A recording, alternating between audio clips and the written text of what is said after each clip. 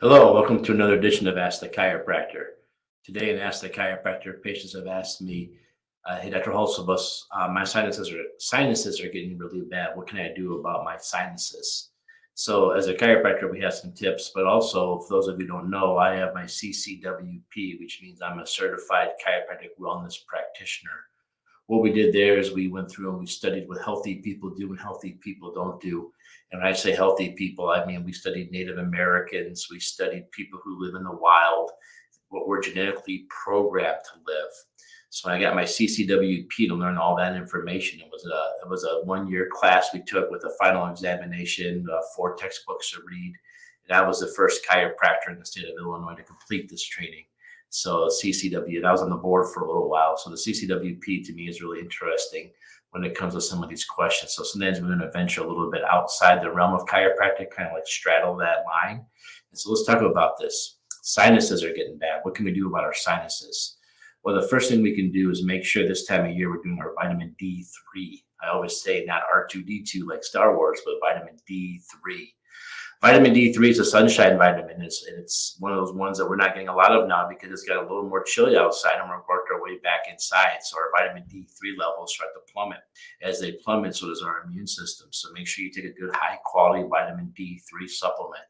A good quality supplement would be one that's in an oil base because you need a healthy fat to absorb it. So make sure you get one that's either in a gel cap or a little dropper bottle. The ones we use in my family are called Innate Choice. They have it comes in a little dropper for your tongue, but I'm lucky enough to find it where it comes actually in my fish oil because fish oil is an additional healthy fat to help you absorb the vitamin D3.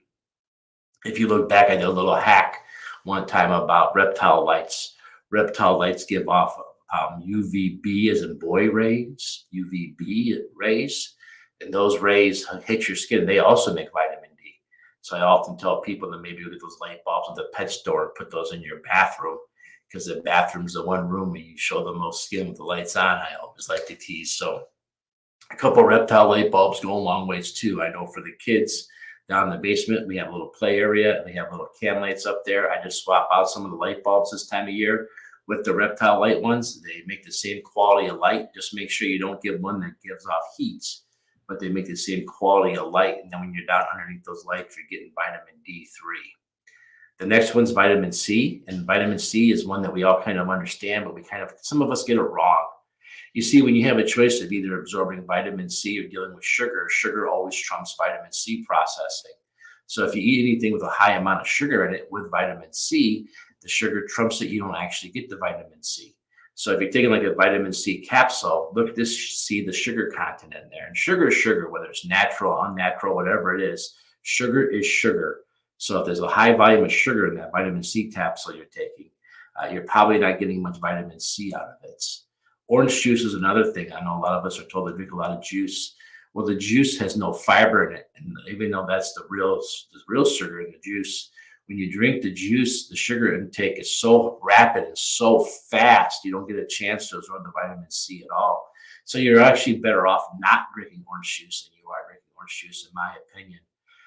Now, eating an orange is different because the orange itself has fiber in it, and the fiber slows down the sugar absorption to allow us to get the vitamin C.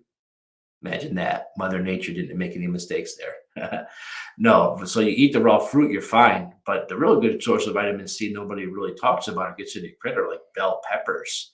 Colorful vegetables that grow above ground are just full of vitamin C. So like for me today at lunch, I'll have a big salad full of green peppers and stuff in there, and that'll be plenty of vitamin C. The other misconception about vitamin C is that we store it. We do not store it very well. We tend to eat it and then use it and then move on. That's why it's important to have in all of our meals. Since most of our meals are meant to be vegetables, that's what we're really supposed to eat the majority of. And most of the vegetables that grow above ground have vitamin C in it. It kind of all makes sense.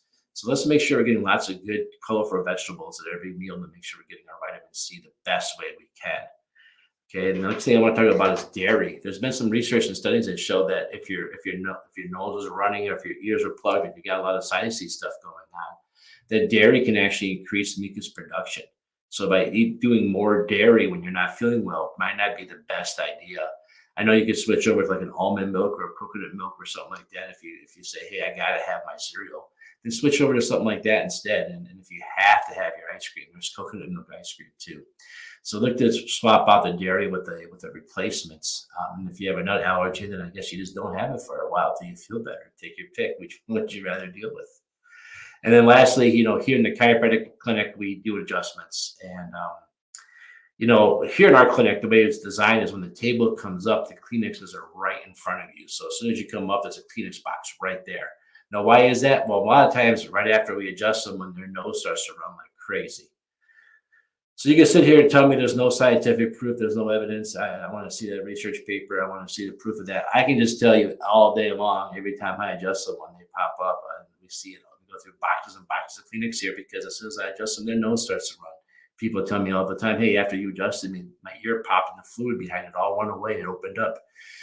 As a matter of fact, the first ever chiropractic adjustments, September 18th, 1895, in 3rd and Brady in the Ryan building, Dr. Palmer gave Harvey Lillard an adjustment, and shortly thereafter, Harvey claimed his hearing came back. Now, I don't think Dr. Palmer found a cure for deafness. I'm willing to bet Dr. Palmer found a way to open up his sinuses and make his nose run and get that fluid behind his ears going and restore Harvey's hearing. So yeah, chiropractic has a little bit to do with sinuses too. Again, I can't sit here and tell you the exact, there's all kinds of different references and nerve references and how the adjustment helps with that. The situation is basically, we don't have the technology or the science to prove what I just said yet, but I can tell you, you can come here and shadow for a day.